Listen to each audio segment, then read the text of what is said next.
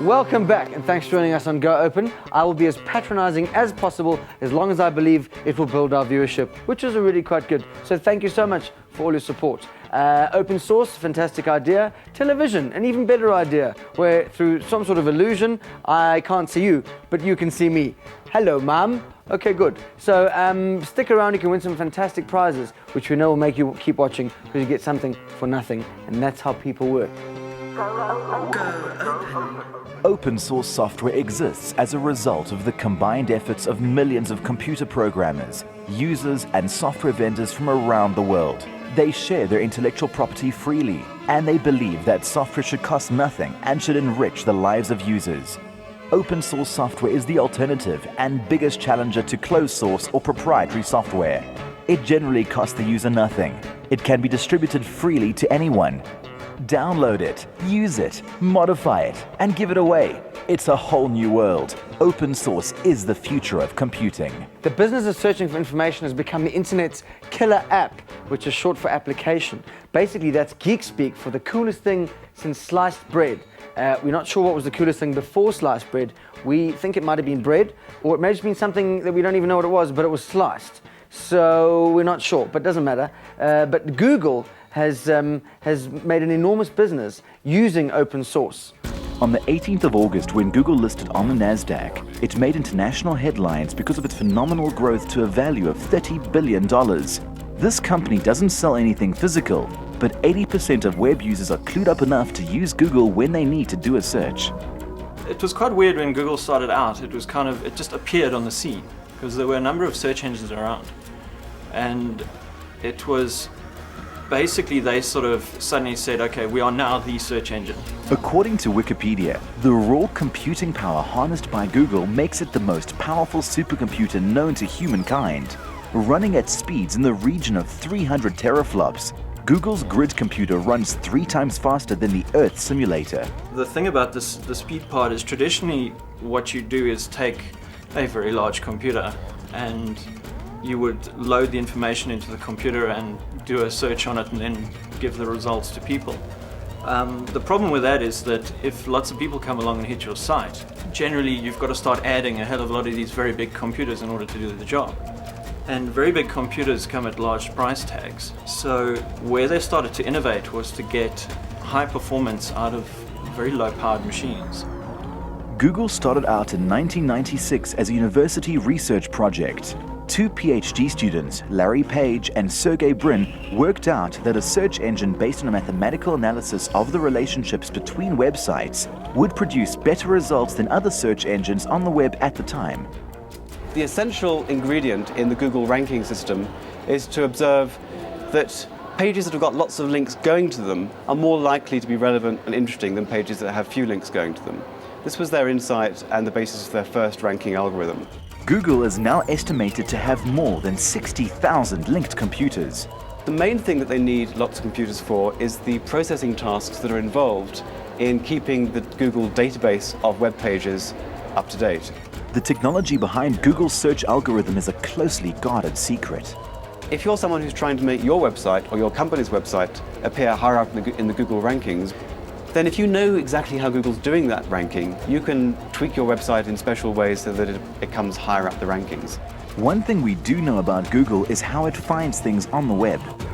You wouldn't think that the World Wide Web employs spiders to help you, but they're not as hairy and scary as this one. Google's server farm has more than 60,000 Linux computers all running spiders called Googlebots. When the spider finds a page, it collects the data on that page and sends it back home to Google, where it's stored in a vast cache that pretty much replicates the internet on their machines. This keeps the Google database up to date, so when you do a search, the whole of the web has been crawled for you. Back at the end of the 90s, what made Google stand out from all the other search engines was how good it was at ranking the result pages according to their relevance. So, for example, if you type Johannesburg into Google these days, there are something like 3 million pages that Google thinks are kind of related to Johannesburg. But the top 10 that you get are, on the whole, very relevant. In total, there are around 9.5 billion web pages, images, and Usenet messages in the Google Index, and this figure is growing every day. Listed now as one of the biggest technology companies on America's NASDAQ stock exchange, Google makes a large portion of its money through highly targeted advertising. If you hit the Google website with a query, what it'll do is effectively two searches. The one is the search that you're looking for. The second query is to search for advertising that it might be of relevance to you. Basically, those two together, the one's effectively financing the other one. But given the sheer size of Google's computer needs, it simply wouldn't be able to exist without open source software. If you've got an enormous amount of machines, the software, the building blocks in all of those machines is going to add up to an enormous amount of money. Google wouldn't really be possible without open source software. With a mission to organize the world's information and make it universally accessible and useful, Google remains first prize for 80% of people searching for anything. Our guest this week, our big gun, is a fantastic man. He's the founder of a thing called Creative Commons, which is kind of like the open source for intellectual property, but particularly for music. And he's a lawyer. I know, but he's lovely. Here's Larry Lessig. Professor, thank you for joining us on Go Open. Let's dive straight into it. Record companies, the big ones, have said that MP3s hurt their bottom line. There's been no independent study of MP3s that demonstrate any substantial harm that they're causing to the record companies. In fact, in Europe, record sales go up even though MP3 downloads also go up.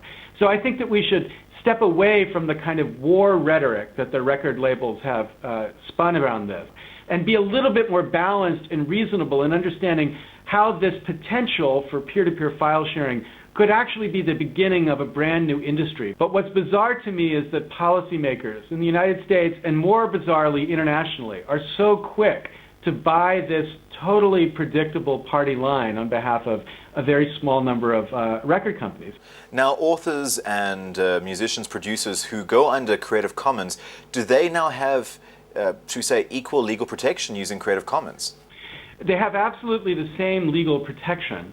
Both Creative Commons and traditional copyright builds on top of the property right called copyright that the law gives the author.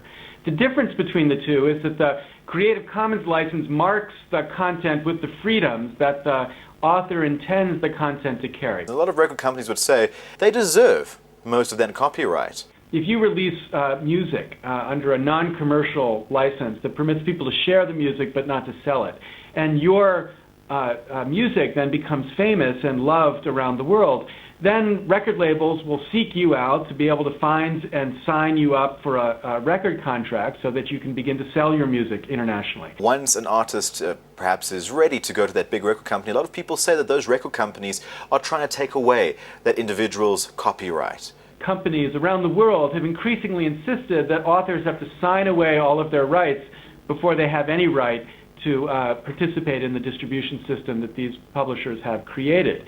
So musicians in the United States face this all the time. In order to release their record, they're going to have to sign away so many other records to this one label. And if it turns out they're not a success, according to the label won't free them to do their work elsewhere. And one of the things we hope Creative Commons will do will be to revive this ideal that it's authors who should control what happens to their creative work. But what I oppose is the idea that the law should reinforce one particular way to distribute content and disable all the others' potential ways that could compete with that. Mr. Lessig, thank you so much for joining us here at Go Open. Yeah, very nice to be here. Coming up after the break, a special feature on e-commerce, very exciting. Plus we meet a lady hacker. And of course, don't forget our competition, which will give you the chance to win really big. E-commerce is an idea way ahead of its time. When we first found e-commerce, many people said it would never work. And it did fail when the internet bubble burst. But for those people who believed it would never work, we have one word for you, and that word is Amazon.com. Ah, yes. And now in South Africa, open source is allowing a lot of people to open up a lot of opportunities and make them open. Like gifts or books or your mind, they're not much use unless you open them. I've I've just finished ordering my groceries at Pick n Pay online. The magic of e-commerce is that it's safe, secure, and I get to go shopping without actually going shopping. Pick n Pay and other retailers have been offering their clients a service whereby they order and pay for their groceries online and have them delivered within a few days. For customers, it means greater convenience. For the retailer, there are benefits too. For them, in the long term, it should cut a lot of their costs of selling. They don't need physical stores, typically. They don't need the same level of physical branding that is pretty expensive. And they also have a direct relationship with the customer. Online, you know exactly what they're looking at. According to internet guru Arthur Goldstuck, e-commerce can be broken into two main groups: B2B, or business to business, and B2C, or business to consumer. In the business to consumer group, we see the market dominated by a few key players. South Africa's most popular online retailers are Pick n Pay Online and Kalahari.net. They probably account for more than half of all online retail sales in this country. But some small businesses are making inroads, like loot.co.za, who are providing a fresh approach to a tried and trusted formula. We saw a niche for, actually at the time, providing discount technical books, and we started investigating in that and doing our research in that regard. But we fairly soon realized that the type of system that we needed to sell 10,000 technical books, or the sort of system that we needed to sell 1 million plus general books, there wasn't much difference. To start a company like this using proprietary software would be prohibitively expensive. Michael opted for open source. Open source products are absolutely reliable. We depend on them for mission critical applications. We've never had a problem with our database. We've never had a problem with Linux. We've never had a problem with Java or our servlet engine. So we found them to be absolutely reliable. And when we have run into problems, we've always been able to resolve them fairly quickly, because the amount of knowledge out there on these products, that's freely accessible on the internet, is vast. We've all heard stories about credit card fraud over the internet. But is this just a myth? Our impression is that customers are most concerned about security of credit cards. And when you pay for using a credit card on our site, we make it clear to the customer that it's a secure transaction. We encrypt our transaction with SSL using a thought certificate. And we also give the customers the option of not storing their card details in our database at all, which means that if our database were to be hacked, which we're very confident that it will never be, but even if it were to be hacked, an intruder still wouldn't be able to get hold of their card details. Do South Africans spend a lot of time and money online? No, South Africans don't spend as much time shopping online as, for example, Americans. They spend a lot less money and a lot less time, and the reason for that is simple. Our connections are just too slow, and the online experience is very poor compared to in the United States. There are 3.5 million people with internet access in South Africa, but only 250,000 of those do online shopping. That's not a very big audience, and it's being split amongst the various services. They're all competing for the small target market, and there isn't a lot of profit to be made out of an audience of 250,000 people.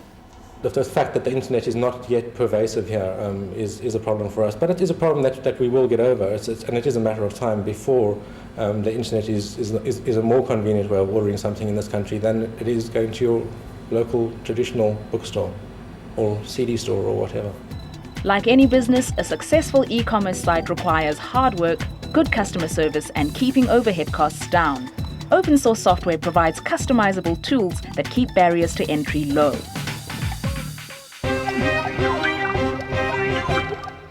Her name is Amanda Joseph, and she is from 7C. She's a system administrator, and she's most welcome in our studio today.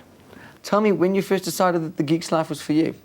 I think it was about 5 years ago when I started as a web developer. Basically at that point I was using proprietary software, and it was only a couple of years later that I was introduced to OSS through my brother. He installed Linux on our PC at home, and that's how I started getting involved with it. And how did you find the transition? It was difficult at first. I think the learning curve happened when I joined 7C Computing 3 years ago. And after being exposed to OSS, decided that I needed to change careers, and decided for a more technical Linux career instead. Okay, and now you're a system administrator. Ooh, what does that mean? That basically means that we install Linux servers for small businesses. that look after their business IT functions such as email and internet and antivirus scanning, and I basically support that and look after those boxes. How does OSS kind of enhance what it is that you do? Well, basically being able to, stick your head under the bonnet and seeing what's actually going on. So you kind of look at the mechanics as opposed to just trying to run the surface of the operating system. Absolutely. And you use open source in a business that makes money. Yes. We keep meeting people who tell us about how cost-effective and how adaptable, the software is. Why do people buy proprietary software? A lot of people don't know of any alternative. I know that when I was a web developer, I didn't know of any alternative. I thought that, Microsoft and Windows applications was all that there was available. And I think creating awareness is helping people to realize that, there is other stuff out there that they can use that will meet their requirements just as well and will, not cost them as much. Great to meet you. Thanks so much for coming in. Fantastic. A lot of people have asked us for the entire series on DVD, which is a bit twittish, as we haven't actually finished filming it yet. But never mind, we'll get to you in a minute. First, you should learn to eat with a fork. But go to our website, goopensource.org. You can find out everything, including ordering your very own DVD set, all 13 episodes, and there'll be some more bits and bobs, probably some bonus bits. You might even hear me swearing. Mark Shuttleworth will be doing it after the break. Now, music on your PC is not a new thing, but there are many ways of using it and managing it. Check this out from Shutters. Alright, all you home DJs, today is your chance because we're doing it with Rhythmbox. Rhythmbox is an open source piece of software that allows you to manage your music collection, allows you to rip your CDs to store them on your computer hard drive and then play them back whenever you're using your computer. Rhythmbox is an integrated music management application, originally inspired by Apple's iTunes. It's available for Unix and Linux running the GNOME desktop. Like iTunes, you can use it to browse, search, and sort the music on your computer. It supports just about any music format, be it MP3 or Rock Vorbis. Convert your CDs to one of these formats and set up your own playlists. You can even use it to tune into internet radio stations. So all of you now have African Rhythm and you have your music on your PC. Set your PC and your music free with free software. Join us again next week when we'll be doing it again. He's got rhythm. Yes, he has, old Marky Mark. Fantastic. Give it up like an astronaut. Remember our website if you want to find out more about Rhythmbox, things like where to get it, how to use it, or anything else about it at all, ever. But now for something really hot. Well, it's really hot if you're an accountant, because accountants are crazy. They've got the double entry system.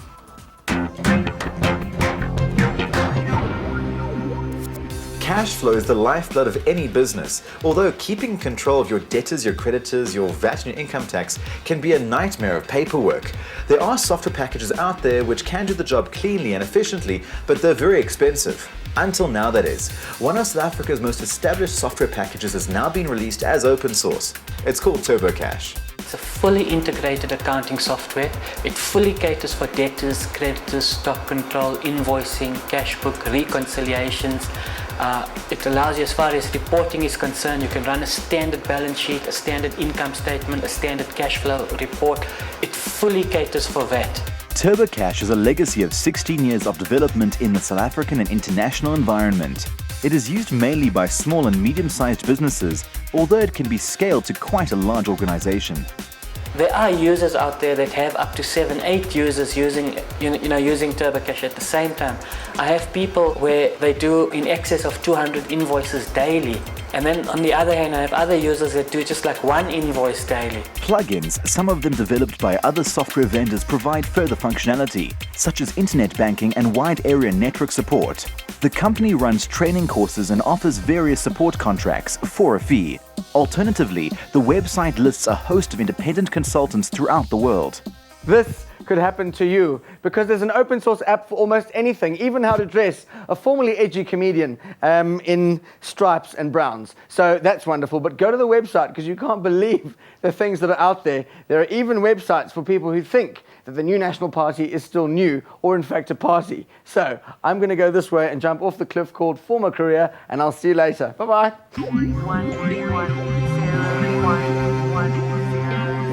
We've talked about e-commerce, and now we're about to make it personal. Go to www.cafepress.com and be prepared to have your mind blown away. This site allows you to create your own gifts and to use their online retail space to sell your goods. Choose from a wide range of blank products. For instance, a mug. Add your own artwork to the item, moving it around till you're happy with the placing, then add it to your shopping basket. Cafe Press will make the item and ship it wherever you want it to go. And your unique gift stays online. And if it's popular, other people will buy it, earning you a percentage of the sale price. If you're keen to search for likely gift items, browse to the obvious choice, google.com. Let's try something that I'm sure is not unique. We'll search for Google itself. A couple of million references to the site. I don't need to say more about it because it is the search engine of choice for millions of internet users. But what if you want your search to be biased towards South African results? Obvious, head for ananzi.co.za, South Africa's biggest and best search engine. The most important benefit of using Ananzi for your local searches is that it specifically indexes business listings and South African sites. You're likely to find relevant answers without hundreds of confusing dead-end links. To recap, cafepress.com is where you can make gift caps or cups or shirts and start your own online gift nook. Google.com is nowadays the only option when you want to search the web for anything and everything. And ananzi.co.za is the search engine of choice for South African-only searches. I think I'll go off now and search for world peace. Have you been paying attention? Because if you have, you're about to win some prizes in our competition, which is very exciting. This week, it's really wonderful what you can win, because what you can win are a PhotoSmart digital camera and color printer from Hewlett-Packard, 2 DVD writers and a 17-inch flat screen monitor from LG, and Soviet clothing vouchers valued at 1,000 Rand a pop. You can win one of those each. The question is quite simple. Loot.co.za. Is it A, an online clothing store, B, an online bookstore, or C, an online bank? Please send your answer, just A, B, or C. Don't worry about the full answer. Plus your name to 34357. You will be charged 2 Rand an SMS. And the winners of last week's competition are... Johan Venter wins the 17-inch LG monitor. Eugene Yiga and Wendy Gaylard each receive an LG DVD writer. Roshni Savenundan and Tony Kutsia win 1,000 Rand Soviet jeans vouchers. And Karen Buertha walks away with that HP digital camera and printer bundle. Congratulations! Next week we go to space with NASA. How to Beers Hook? I don't know. And X-Planet. We don't literally go to space, so that would take 20 million Rand. Who's got that sort of money? So join us if you like that sort of thing. If you don't, well, we're going there anyway. So how's that for, tailoring the program to viewer wants and needs? But you'll love space, really. Come along. Bring some oxygen. It's a lovely view, but absolutely no atmosphere. We kind of think it was the Russians.